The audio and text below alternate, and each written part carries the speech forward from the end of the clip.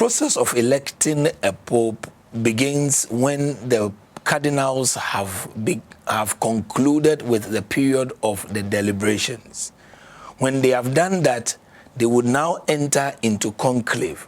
Before they do that, they will swear an oath of secrecy, such that whatever happens inside there remains inside. To be able to ascertain that even the ballots that will be cast are all burnt, they enter and they are greeted with prayer. They have 2 votes maximum in a day. After each, they retire for prayer. They are not allowed to consult each other. When they have the first, second, or third, or as many ballots that they may be necessary, they keep praying.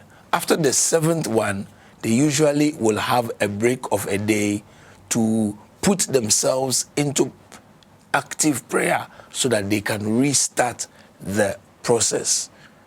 Once a pope has been elected or has gotten 2/3 majority, first they will approach the person with the 2/3 majority and ask if he accepts the responsibility. Once he says yes, then they will ask him what name he chooses for his pontificate.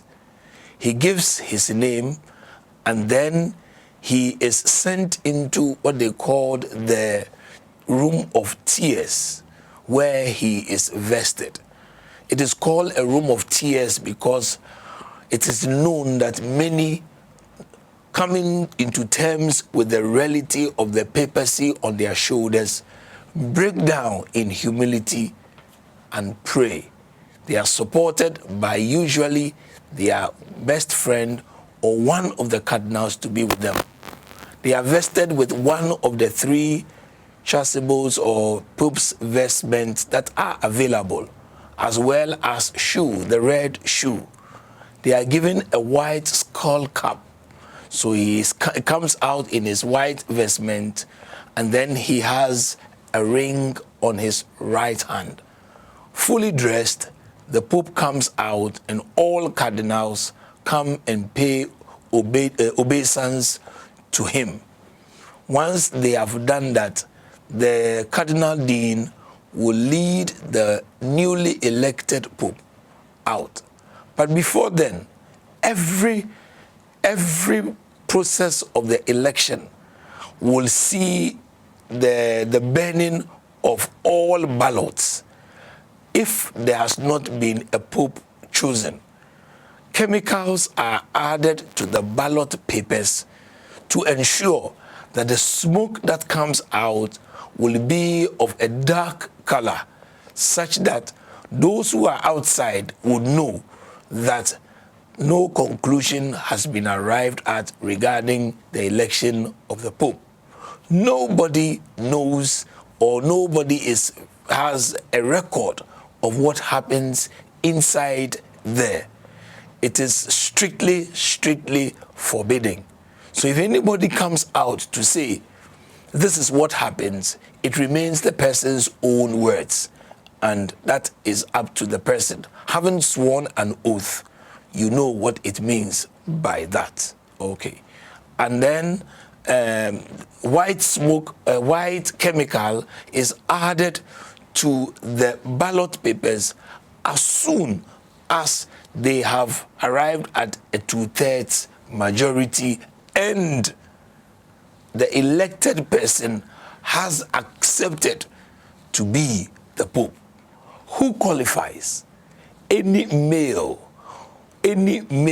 baptized Catholic is eligible to be elected. Thus, even though those cardinals who have not attained the age of 80 years are those that enter into conclave, it is possible that cardinals who are above 80 years may be elected, or even somebody who is not a cardinal at all may be elected as a pope.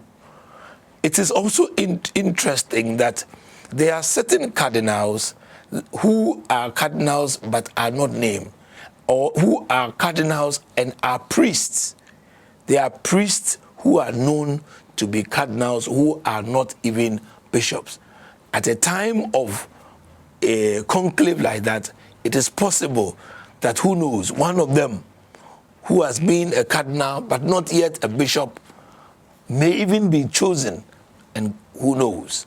But usually in the last many centuries, it has always been one who has participated in the conclave.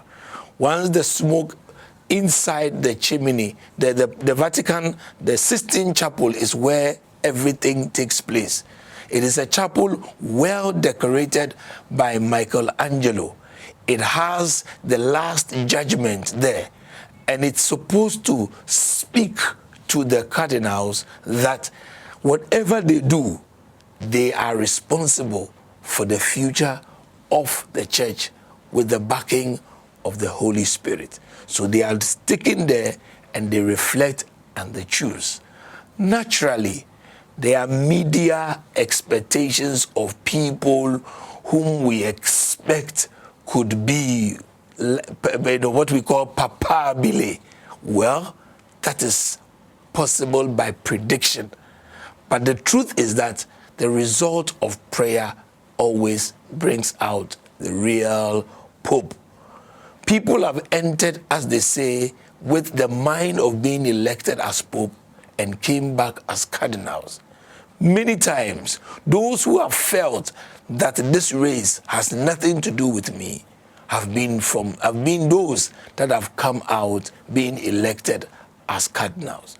Therefore, the race is not about who is popular in the media today, but rather who has been chosen by God as a result of our prayers. The Catholic world, the universal church, demands of all of us a minimum of 9 days of mourning from the death of the Pope.